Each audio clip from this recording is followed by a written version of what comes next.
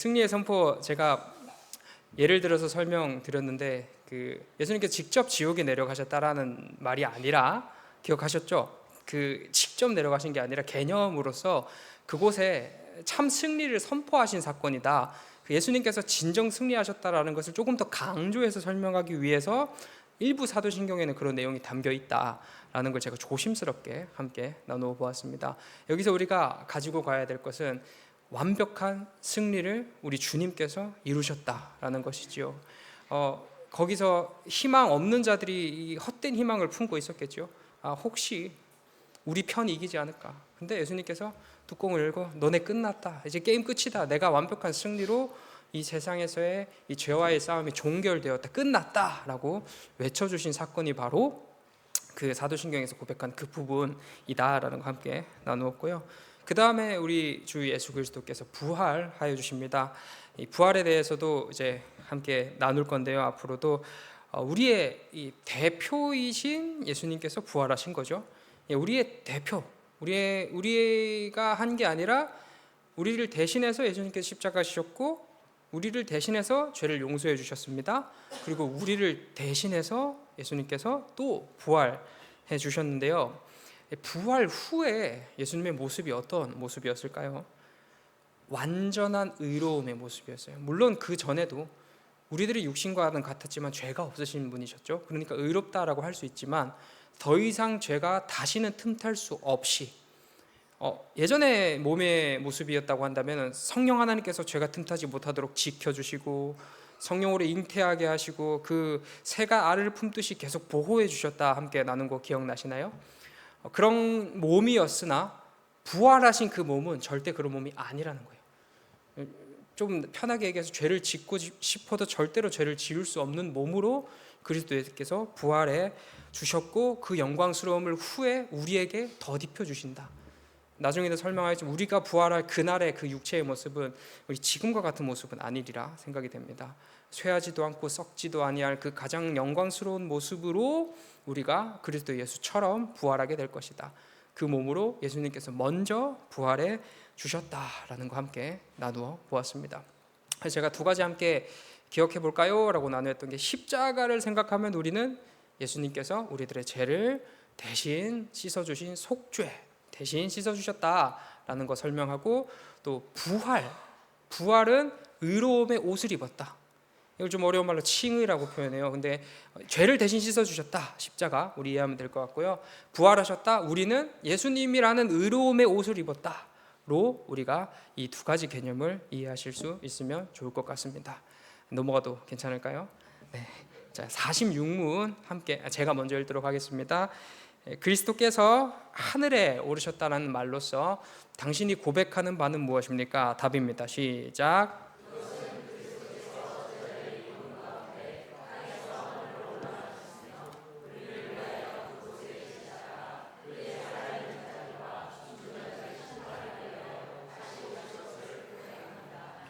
그리스도께서 하늘에 오르셨다면 그리스도는 우리에게 약속하신 바와 달리 세상 끝날까지 우리와 함께 계시지 않는 것이 아닙니까?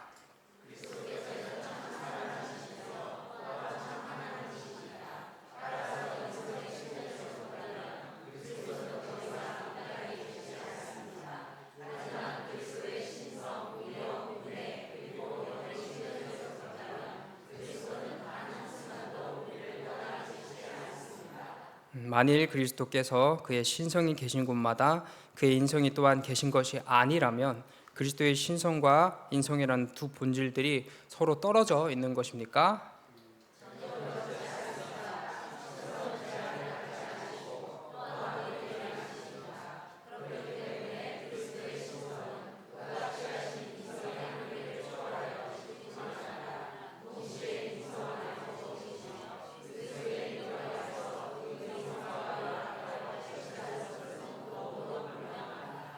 그리스도께서 하늘에 오르신 일로 인하여 우리는 어떠한 유익을 누립니까?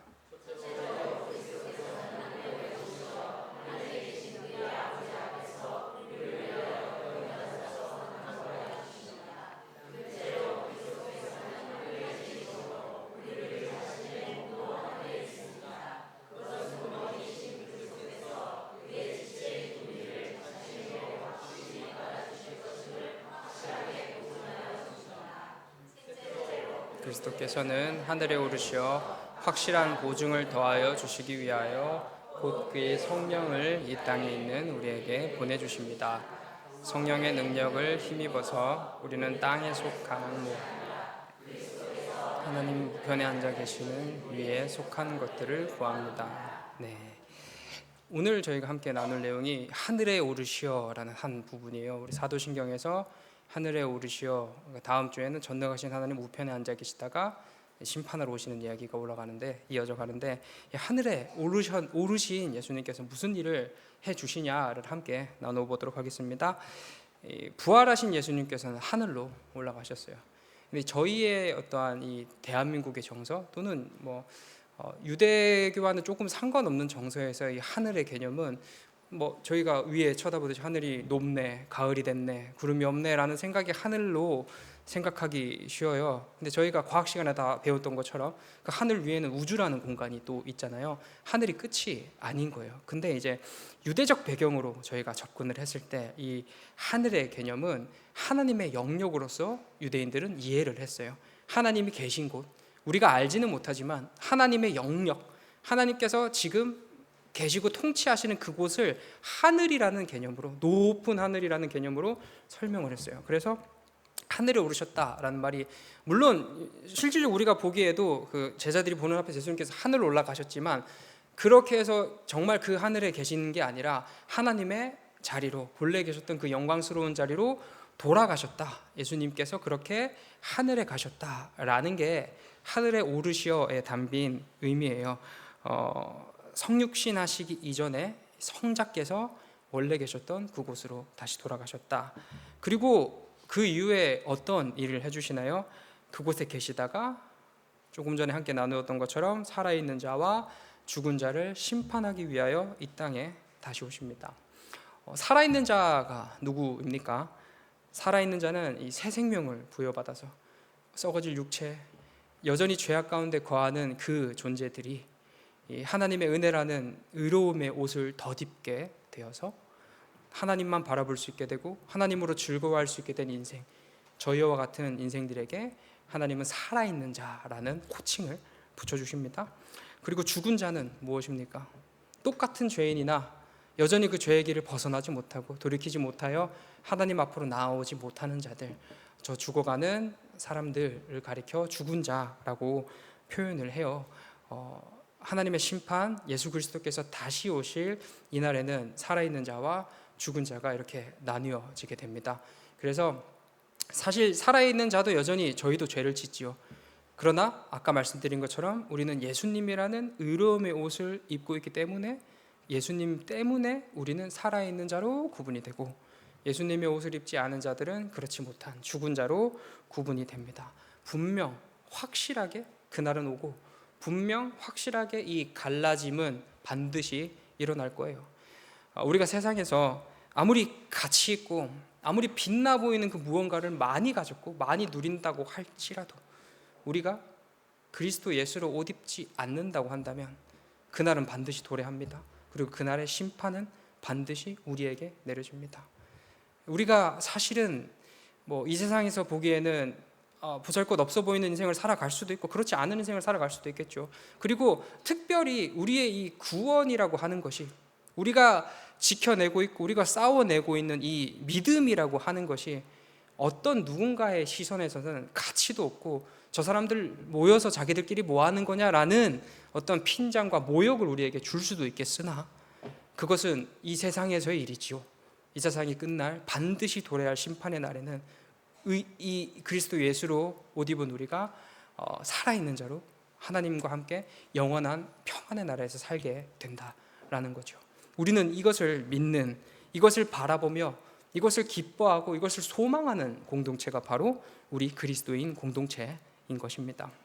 우리가 하늘에 오르신 예수님을 생각할 때 여기까지 함께 생각하시길 소망합니다. 47문입니다. 47문에 저기 영원히 함께 하심이라고 이렇게 적어놨는데요. 이런 질문이에요. 하늘에 오르셨다. 그런데 예수님께서 내가 땅끝까지 땅끝에서 내 증인이 되고 내가 너희와 함께 하겠다라는 말씀해 주셨는데 예수님은 하늘에 계시네? 그럼 나와 함께 하시지 않는 것이 아닌가라는 아주 불손한 질문을 누군가가 던졌던 것 같습니다. 1차적으로 우리 예수님 신성이랑 인성 모두를 가지신 분이시죠. 그래서 신성만 예수님이고 인성은 예수님이 아니다 얘기할 수 없어요. 그러니까 인간의 몸도 예수님이시고 예수님의 원래 계셨던 성자의 그 하나님으로서도 하나님 예수님이시다라는 거지요. 몸은 예수님께서 그 부활하신 그 영광스러운 몸은 그곳에 계시겠죠. 흔히 하늘이라고 얘기하는 하나님의 영역에 계시겠지만 예수님은 신성으로 우리와 함께 주시고 계세요. 그러면은 신성이면은 100%고 인성이면은 50%냐? 그것도 아니에요. 신성이든 인성이든 예수님이 우리와 함께 하신다면 그 모든 게 다 100%예요. 가장 충만한 것으로 우리와 함께 해 주신다라는 겁니다. 그래서 세상 끝날까지 함께 하신다. 비록 그 부활하신 몸은 그곳에 있다고 하더라도 예수님은 신성으로 우리와 함께 하시기 때문에 우리와 영원토록 함께 있다라고 이야기할 수 있는 겁니다. 두 번째로는 이 법적인 측면에서도 우리는 예수님과 깨어질 수 없는 연합을 누리고 있어요. 우리가 이 믿음이 이루어지는 그것이 뭐냐면은 예수님께서 이루신 그것이 우리의 것이 되는 거다라고 말씀드렸잖아요. 이것은 어떤 법적인 계약서와 같다라고 생각하면 될 것 같아요. 난 예수님을 믿습니다라는 계약서를 우리가 써요. 그럼 예수님께서 이루신 모든 것이 우리의 것이 되는 거예요. 이런 계약적 측면에서도 예수님은 우리를 법적으로도 지켜주고 계세요. 내가 너희를 떠나지 않을 거고 내가 너희를 지켜줄 거고 그 심판의 때 이 계약서를 예수님께 믿음이라는 계약서를 가지고 나옵니다. 그럼 예수님 그 계약서를 보시고 너는 내 백성이다 라는 그 하나님의 도장을 또 무죄 판결 도장을 딱 찍어 주시는 거죠. 예수님은 실제적으로도 우리와 함께 해주시고 또 법적으로도 우리와 함께 해주세요. 그래서 영원토록 우리와 함께 해주신다라는 것을 우리가 기억하셨으면 좋겠습니다. 네, 48문입니다. 신성이 계신 곳마다 인성이 계시지 않는다고 한다면 실질적으로 인성은 그곳에 계시니까요. 신성과 인성은 떨어진 거 아니에요? 라는 질문도 던졌습니다. 사실 이 질문은 그 초대 기독교 당시에부터 이어져 내려온 질문들이었어요. 예수님을 인정하고 싶지 않은 거예요. 예수님은 하나님보다 조금 못한 신이다. 예수님은 그 신성도 인성도 그 제대로 갖추지 못하신 분이다. 어떻게 그 신 100% 인간 100%가 가능하냐라는 이 예수님을 신뢰하지 못하는 이 하나님의 역사의 도전적 인식을 가지고 있었던 이단들이 이런 질문들을 계속 던졌어요. 우리가 우리 이성적으로 보기에 당연히 분리가 됐는데 그러면은 왜 분리가 된 게 아니라고 얘기를 하냐? 너네가 틀린 거 아니냐라는 질문인 거죠. 그거에 대한 우리의 답이 무엇입니까? 그렇지 않습니다. 인성은 저희의 이 인간의 이 몸은 비록 시간과 공간의 제약을 받는다 하더라도 하나님의 신성은 시간과 공간의 제약을 받지 않습니다. 자, 우리가 이게 1분 1초라는 시간 하나님의 피조물입니다. 이 공간도 하나님의 피조물입니다. 이 시간이라는 것을 만드신 분도 하나님이시고 우리의 공간이라는 것도 하나님께서 만드셨다는 거예요. 그래서 이 공간 속에 하나님께서 제약이 되시냐?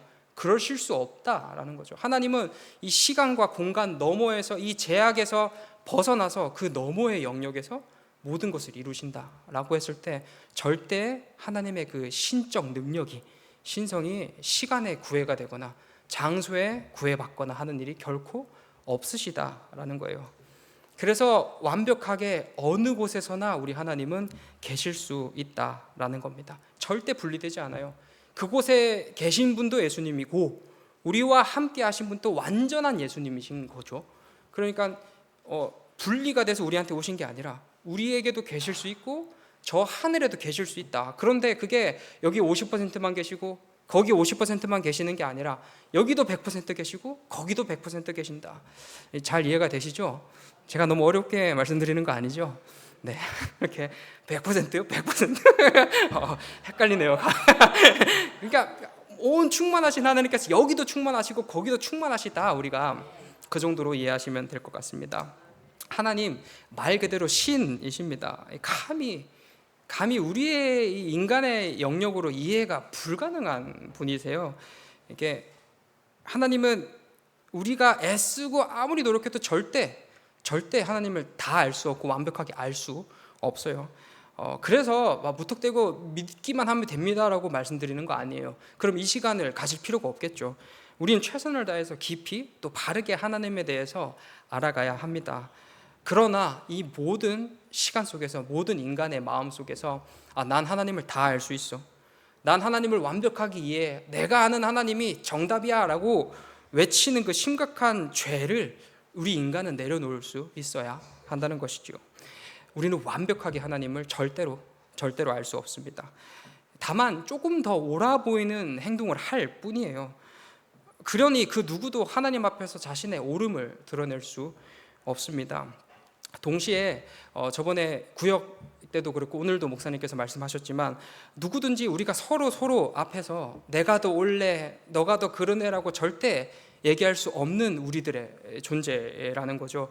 이미 정답이신 하나님이 계시고 우리 모두 다 똑같은 죄인들인데, 내가 더 하나님에 대해서 잘 아니까 내가 더 맞아라고 절대 우리는 그 누구도 얘기할 수 없고요.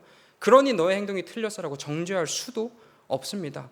우리는 심판자로 이 땅에 하나님께서 부르신 게 아니라 사랑하는 존재로 우리를 이 땅에 부르셨습니다.